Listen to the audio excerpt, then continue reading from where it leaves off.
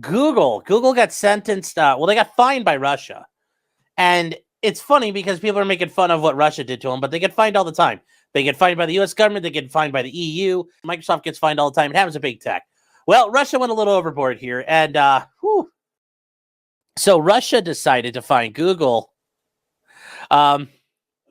more money than there is in the entire world. Yes, they pulled the Futurama and bid $1 gajillion. And I don't know if anybody told them this isn't a real number.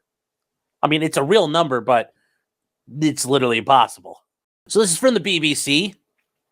Not that one, chat. Not that one. No, I know what you're thinking. Not that BBC. The actual news service.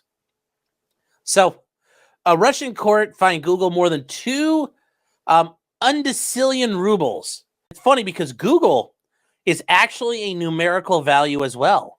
If you didn't know that. I remember learning that as a kid. Google is a numerical value.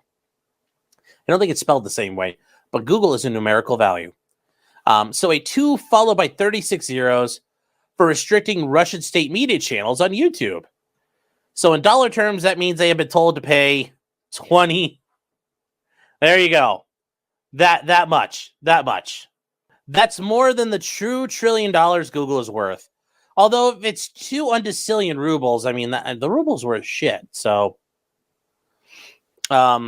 it's far greater than the world's total GDP, was estimated by the International Monetary Fund to be $110 trillion. Now, the reason why the fine is big is because it's rapidly increasing all the time. It just keeps going. It keeps compounding. They keep doing it. So they're pushing and punishing. And it's funny because one of the Kremlin spokesmen says, I can't pronounce this number, but Google needs to pay attention. It's like, I'm sure that's how that's going to work here. I'm sure that's how it's going to work. Oh. So the fine relates to the restriction of content on 17 Russian media channels. And yes, as part of the restrictions and sanctions on the Russian government and Russian entities as a result of their stepping up what they're doing in Ukraine, that has done a lot to it there. So many of these Russian media outlets are banned in Europe, and as a result of sanctions, even here in America, Russian entities have been suffering because of that. So it's very funny. I don't know if it's going to get any better anytime soon. But they talk about in July 2022, and this is after the invasion of Ukraine.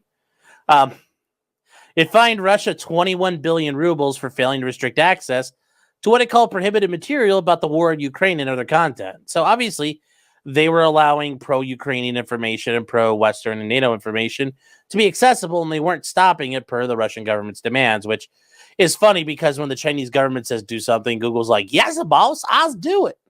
There's virtually no press freedom in Russia, 100%, with independent news outlets and freedom of expression severely curtailed. That's very true as well. Yes, it's very, very true. But yes, that you can see $1 gajillion. Will Google still do business in Russia, or what's the bottom line of the fine? Well, the fine is basically, that's the nature of the fine. So is Google ever going to go back to doing business in Russia? Yes. And do I think if once the war is over and all that, will Google go back?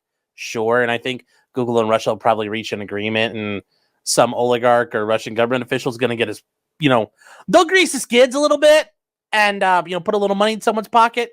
And I'm sure everything will be okay. I mean, that is how things work in Eastern Europe. That's how you do it. Really, that's how you do it in the rest of the world. You just can't do it here in America. So I think that's probably what's going to happen if I had to guess. It's just, a little grease in the skids, never hurt anybody. And, no big deal. No big deal. It's part of the game right now with the whole the Russo-Ukrainian war, which is going to probably drag on forever at this rate.